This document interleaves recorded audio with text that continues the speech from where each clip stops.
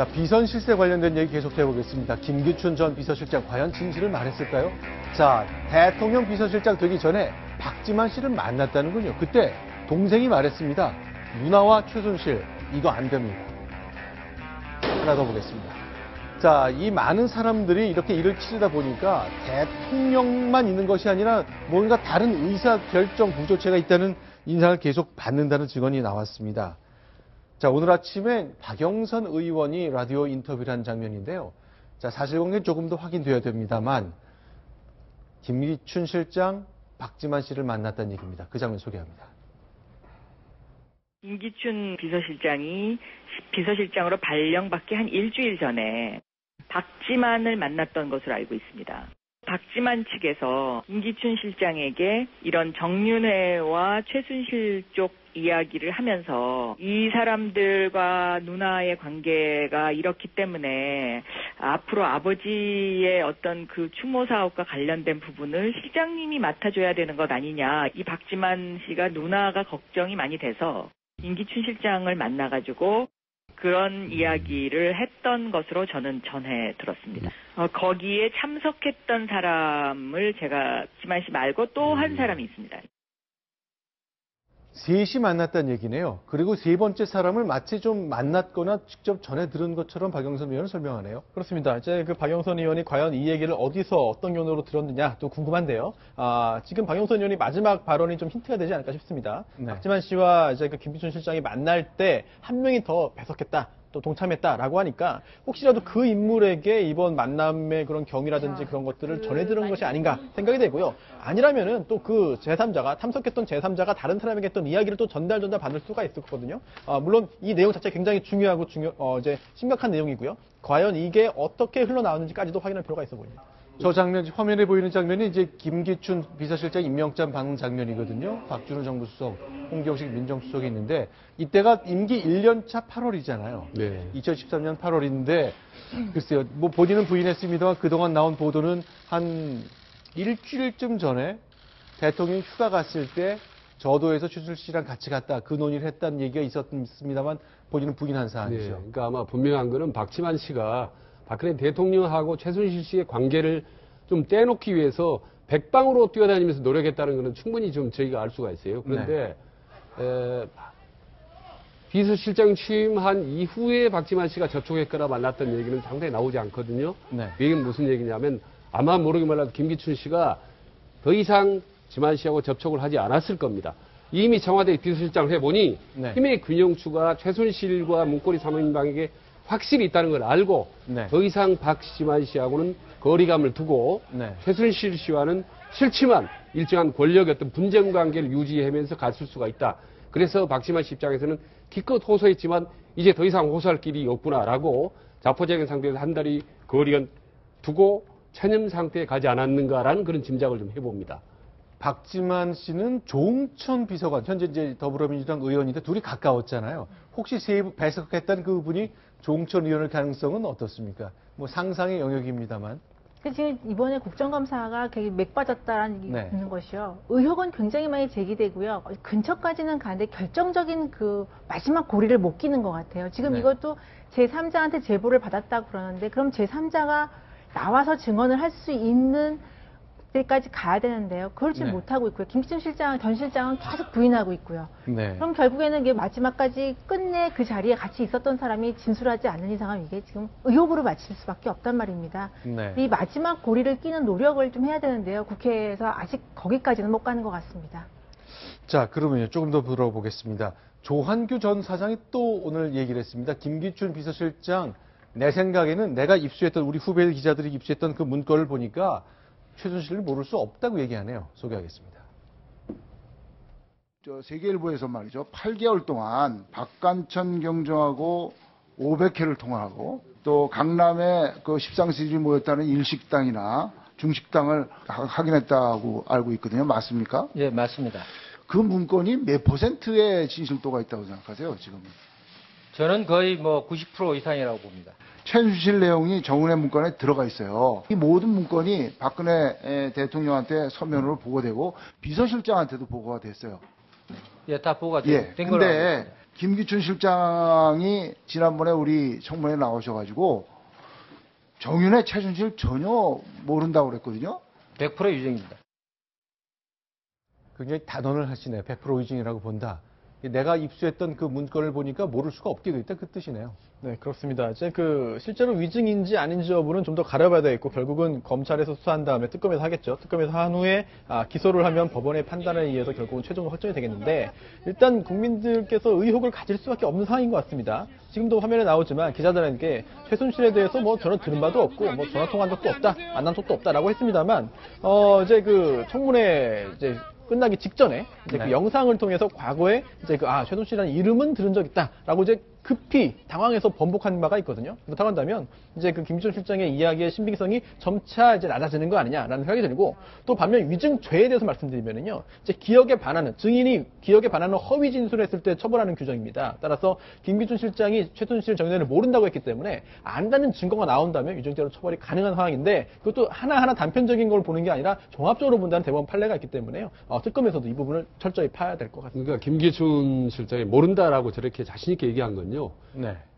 과거에 충분히 최순실 문제가 있다는 소지를 일찍 파악하고 상당히 조심조심 해왔다라는 저는 그 반증이라고 생각을 합니다. 일부러 거리를 두었을 가능성이 있다. 예, 일부러 거리를 두고 설령 접촉을 했다더라도 그 부분에 대해서 철저하게 신중하게 그 흔적들을 감춰왔다고 볼 수가 있는 거예요. 네. 그래서 다른 의혹들의 판도라 상자들은 다 열렸지만 지금 유일하게 김기춘 판도라 상자는 열리지 않았거든요. 네. 그만큼 과거에 정보기관에 있었고 또 치밀했던 성격들이 조합이 돼서 아직까지 밝혀지고 않고 있는데, 박영수 특검도 그 얘기를 했지 않습니까?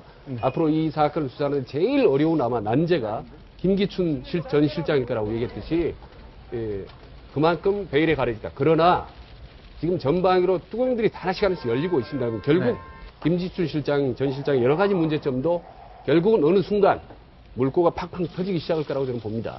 근데 이정훈 편집위원께 좀 질문 드리고 싶은데요. 지금 오늘 이제 정유섭 의원 질문 중에 박관천 경정 이제 경찰 출신으로 이제 당시의 청와대 행정관이었는데요.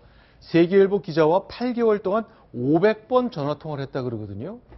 근데 이게 민정수석 비서관실의 공직 감찰이라는 굉장히 비밀스러운 일을 하는 사람이 현직 청와대 직원으로 기자와 500번 통화를 했다. 네. 이거는 어떤 의미로 봐요? 네. 지금 아주 정곡을 찌르셨는데요. 네. 박경정께서도 정보 보고를 하는 원래 라인이 있을 거 아니에요. 네. 그 라인을 벗어나서 다른 라인으로 한 거잖아요. 네. 아까 조한규 전 사장님께서도 언론사에서 있으면 언론을 통해서 이야기해야 되는데 네. 그 정보를 다른 데서 발표하고 있는 거잖아요. 물론 네. 결정적인 상황이면 어쩔 수가 없다는 이해도 하지만 그런 상황이 아닌 데서 하게 된 문제라고 생각하는데, 지금 박관천 씨하고 기자하고 통했다. 기자는 저는 능력이라고 봐요. 그렇죠. 저렇게 누구나 다 통화하고 싶지만 아무나 그렇죠. 못하는 거죠. 저게 이제 문제죠. 저게 문제고, 또 조선일보 기자도 그때 통화가 됐었다고 나왔었죠. 네. 그래서 그런 것들인데, 이제 제가 가끔 취재를 하다 보면 검사들이나 이번에 특검이 움직일 때도 마찬 그런 현상이 나타날 거라고 예측을 하고 있는데, 기자들을 만나서 툭툭 정보를 살짝 줘갖고 그쪽으로 여론을 만들어서 쭉 수사를 몰고 가는 걸 수없이 봐왔거든요. 네. 그건 꽤 유명한 대한민국에서 내놓으라 하는 검사분들 그렇게 하시는 거 많이 봐왔습니다. 제가 어떨 때는 막 따지고 막 그랬었는데, 그렇게 되는 경우에 이게 뭔가 하면 수사권이 정치를 지배하게 됩니다. 이 쿠데타를 하겠다는 사람들이 정치를 지배하는 게 군이 하는 거고, 그 다음에 부자가 어떤 재력으로 하는 게 트럼프처럼 하는 거라면 수사권 가진 사람이 쭉 확대해서 권력을 잡는 게 그게 전두환 케이스잖아요. 그래서 저렇게 정보를 살살살 흘려갖고 잡게 되면은요, 정보가 또 권력을 잡는 겁니다. 저런 것들을 정상화시키는 과정이 이번 청문회를 통해서 우리가 결론을 낼 수 있는 교훈이 돼야 됩니다. 청와대 파견된 경찰이 이제 그 몇 박스 되는 분량을 이제 청와대 문건을 복사해가지고 경찰청 캐비넷에 놔둔 거잖아요. 네. 그러다가 이 당시 수사 결과입니다. 한일 경위 경우는 이제 자기가 민정수석실한테 회유와 협박을 받았다는 말이 있으니까 지금 이 그림이 사실과 아닐 가능성이 많이 높아지긴 네. 했습니다만, 경찰이 복사해서 몇 박스를 경찰서에 갖다 놓고 누가 복사하고 전달하고 이런 일들이 마구 벌어졌던 겁니다. 네, 정말 중요한 말씀한 건데, 박관천 전 행정관 위에 조응천 전 비서관이 있었지 않습니까? 그렇죠. 소위 그 민정의 비서관 라인이 네. 아마 저 문건을 유출하고 작성하는 과정에서 상당히 본인들이 궁지에 몰렸다. 네. 그럼 사면 초과에 빠졌다라는 권력의 공포심을 느꼈을 겁니다, 아마. 네. 저렇게 청와대 안에서 궁지에 몰리면요, 유일하게 기댈 언덕은 솔직히 말해서 언론밖에 없습니다. 네. 그래서 자주 전화하게 돼서 자주 연락하게 돼서 유일한 입하구를 찾아 나서는 과정에서 언론과 저렇게 긴밀하게 연락을 했다. 그러나 결국은 저 당시에는 그럼에도 불구하고 완전히 무너진 거죠, 저 라인이. 그러니까 박관철 경정은 이제 안 거죠. 조홍천 비서관이랑 두 사람은 알았습니다. 정윤회 아니고 최순실이 대통령 그 근처에 있다. 이거를 이제 두 사람이 알았지만 보고에도 안 먹히니까 결국 입 다물기로 약속하고 뭐 마음에 드는 기자, 취재를 열심히 한 기자한테 이제 자료를 넘기는 것 아닌가 하는 생각이 드는데요. 자, 이제 여기서 등장하는 것이 이석수 특별감찰관입니다. 이제 대통령 친인척 그리고 그 사촌 이내의 친척 그리고 비서관들을 정식으로 수사하고 감찰해야 되는 분인데 사실은 이 부분이 빠지고 다른 것들이 좀 진행됐습니다. 오늘 국정조사장에 나왔습니다. 이렇게 묻고 이렇게 답했습니다. 소개합니다. 최순실이라는 사람은 접촉한 적이 없습니다. 최순실은 왜 감찰 대상이 안 됐을까요? 실제로는 실세인데. 심한 빠진 게 아니고 비서관이 들어가면 이제 소위 말하는 정호성 비서관이나 이런 분들이 이제 대상이 될 수 있었는데 미르재단, K스포츠 재단에 들어온 돈 자체는 결국에는 대통령이 받은 걸로 봐야 되지 않습니까? 정권이 바뀌고 시간이 오래 갔을 경우에 누군가가 이 재단의 소유 관계를 가지고 분규가 일어날 것 같다 하는 생각을 했었습니다. 정상장 퇴임이 우려한다면은 대통령이 운영하는 재단으로 볼 성격이 있다고 판단한다는 거죠. 그럴 가능성도 배제할 수는 없다고 생각했었습니다. 자, 이석수 감찰관 두 가지 얘기를 한 것 같은데요. 하나는 이 두 재단 뭐가 이상했고 혹시 퇴임 후까지도 연결될 수 있겠다는 짐작을 좀 했다는 얘기네요. 네, 그렇죠. 지금 이제 이 문제인데 이게 대통령이 알고선 이것을 하는 것이냐, 최순실이라는 사람을 통해서 아니면 정말 대통령은 정말 국정과제의 한 축으로 수행을 했는데 최순실이라는 사람이 사적으로 유용한 것이냐의 문제인데요. 이석수 지금 감찰관은 추측으로서 이제 얘기를 한 거지만 이게 나중에 대통령이 퇴임 이후에 어떻게 운영하는 거에 또 어떻게 관여하는가를 본다면 그 결과를 알 수 있지 않겠느냐라고 얘기를 했지만 이건 사실 이제 나중에 보는 결과론적인 얘기인 것이고요. 일단은 최순실 씨가 여기서 주도적인 역할을 했기 때문에 그걸 밝혀내는 게 먼저가 아닌가라는 생각이 듭니다. 네. 저는 이석수 전 특별감찰관의 말씀하신 표정을 보면요. 얼굴이나 말투나 이런 거 보면 상당히 순수한 좀 면이 있다는 느낌이 들었습니다. 그래서 아마 정말 업무적 차원에서 여러 가지 권력의 칼을 들이댔다. 결국 그걸 보니 사실은 호랑이 수염을 건드린 거죠. 그러니까 권력의 그 무시무시한 속성을 모르고 순수하게 의협심이 불타서 권력의 칼을 들이댔다가 된통 당해버린 그런 결과가 아닌가라는 생각이 듭니다. 네, 지금 속보가 하나 들어온 게 있는데 박헌영 씨 K스포츠 재단의 과장이었는데 젊은 사람, 안경 낀 사람 방금 전에 영상 보셨을 것 같은데 자, 태블릿 PC가 과연 JTBC가 어디서 입수했을까에 대해서 논란이 굉장히 많았는데 책상 서랍 속에 구했다는 것이 이제 JTBC 설명이었거든요. 나도 그 사무실 내 책상 있는 거 봤고 최순실이 지시를 해서 책상을 놔뒀다? 저 표현을 조금 더 좀 정교하게 좀 확인해 봐야 될 것 같습니다만 뭔가 갑자기 나타난 것이 아니라 있긴 있었다는 얘기를 한 것으로 좀 파악이 되고 있습니다. 자, 그러면 이제 이석수 이 특별감찰관, 전 특별감찰관이죠. 얘기한 거 보니까 재단 문제가 있었고 다 알았습니다만 왜 그러면 최순실을 감찰하지 않았느냐? 왜 미르와 K스포츠에 대한 문제에 있다는 걸 깃발을 들고 이거 아닙니다. 안 했느냐라는 질문에 내 능력 밖이란 취지의 설명을 하죠. 능력 밖이라기보다는 특별감찰관 법에 따른 그런 제약이 있습니다. 그 특별감찰관 관련해서 법이 만들어져 있는데요. 그 법에 감찰 대상자가 5조에 기재되어 있거든요. 1호가 대통령의 배우자, 사촌인의 친족이에요. 근데 최순실 씨는 여기에 해당이 안 됩니다. 2호가 대통령 비서실의 수석 비서관 이상의 공무원입니다. 공무원도 아니거든요. 따라서 최순실 씨 혼자만의 비위 사실이 설령 첩보가 들어왔다 하더라도 최순실 사태의 어떤 여러 가지를 감찰할 수는 없는 상황이고요. 다만 안종범 이제 당시 그 수석 비서관이니까 관련된 사항이었다고 하면은 그걸 통해서 감찰을 개시할 수 있는데 최순실 씨 사건만으로는 할 수 없었다라는 취지의 이야기를 좀 전에 증언으로 한 것 같고요. 또한 안종범 전 수석이 관여되어 있다는 그런 첩보가 있었기 때문에 실제로 감찰을 진행을 했습니다. 그러면서 이 재단들의 실질적인 주인이 누구인지까지도 확인하기 위한 작업을 진행했다라는 증언도 했습니다. 자, 일단 이석수 전 특별감찰관은 이제 청와대가 무언가 자신의 일을 막으려고 했다, 옥죄려고 했다는 얘기를 오늘 지속적으로 설명했습니다. 왜 내가 그만뒀는지 그런 과정들이 다 진술됐습니다. 소개합니다. 법사위 국정감사 직전에 곧바로 사표 수리가 됐죠. 국회 국정감사에 나와서 증언을 못하게 하려는 의도에서 기인한 것으로 보이지 않습니까? 저는 그렇게 생각합니다. 법사위 증언도 못하게 할 뿐더러 네. 혹시라도 그 이후에 K스포츠나 미래에 관해서 특별감찰관실에서 무슨 조치를 할 것을 우려한 것이 아닌가 하는 저는 그런 의심을 가지고 있습니다. 처음 보고를 받았을 때의 제 생각은 이게 유경재단이나 이래재단하고 비슷한 논리 구조를 가지고 있는 게 아닌가 하는 그런 의심을 가졌었습니다. 이래재단 얘기를 하는군요. 네. 처음에 저희 정치권에서 이 K스포츠랑 미래재단 얘기 나왔을 때 사실은 몇몇 의원들이 굉장히 많이 크게 우려했던 점이 바로 저 문제였었습니다. 이전 정권에서 가장 크게 문제가 됐던 거 비리로서 정권 차원의 부패로서 지적됐던 문제들이 반복되는 것이 아닌가라는 우려가 있었는데요. 그래서 사실 19대 국회 마지막 부분에서도 이 얘기가 있었거든요.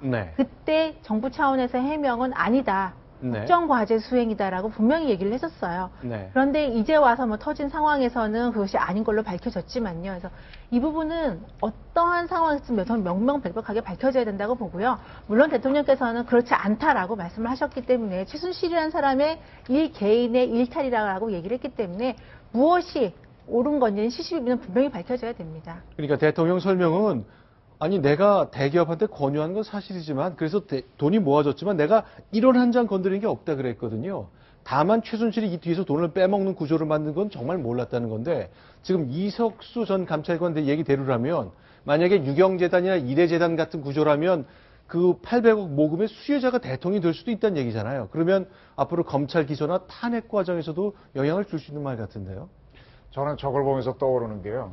그 아버지가 최태민을 직접 친국한 사건이 있습니다. 최태민 씨가 영애한테 가까워져 갖고 그때 구국 선교회인가 뭐 만들었거든요. 그래서 여러 종교단합도 돈을 거둔 적이 있어요. 그래서 그거를 김재규 중앙정보부장이 보고를 해갖고 대통령이 친국을 했는데 그때 핵심 사항이 뭐였는가 하면 김재규 씨도 그렇고 아버지도 그렇고 돈 어떻게 했느냐고 들어갔거든요. 그러니까 처음에 최태민 씨는 말을 못했는데 나중에 영애가 통장을 들고 왔어요. 돈 한 푼도 안 없애고 다 있었다고 하는 바람에 친국이 실패하고요. 그 돌아선 다음에 박 대통령이 김재규 보고 욕까지 합니다.